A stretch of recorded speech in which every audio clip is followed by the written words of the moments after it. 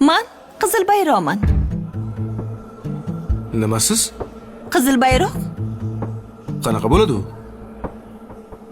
to'ydan keyin alohida yashaymiz. Keyin 5-6 yildan keyin agar unda ham men xohlasam farzandli bo'lamiz. Tuqqanimdan keyin bolaga o'zim qaramayman. Kim qaraydi unda? Enaga.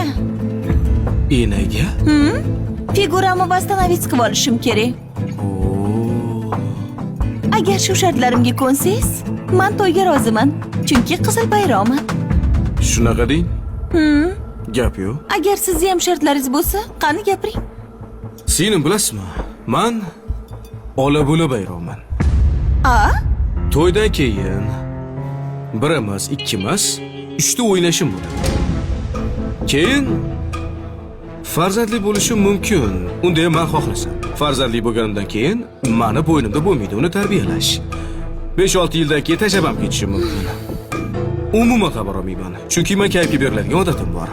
Ora-orada ichaman, chakaman. Ichganimda o'zimda bo'lmasligim mumkin. Kimdan alamimni olishni bilmasdan to'g'ri uyga boraman deb quloq ostiga bittani beraman. Nima? Ola-bula bayroqman.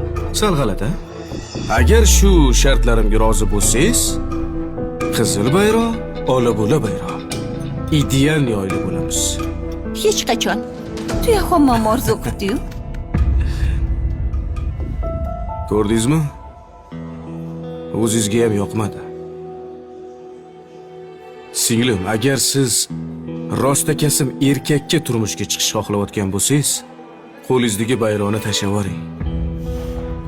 Sababi kelajak avlod, farzandlarning tarbiyasi onalarning qo'lida bo'ladi. Agar qo'lingizda qizil bayroq bo'lsa, ertaga farzandlarimiz yurt uchun, jamiyat uchun oq bayroq ko'tarib chiqadi.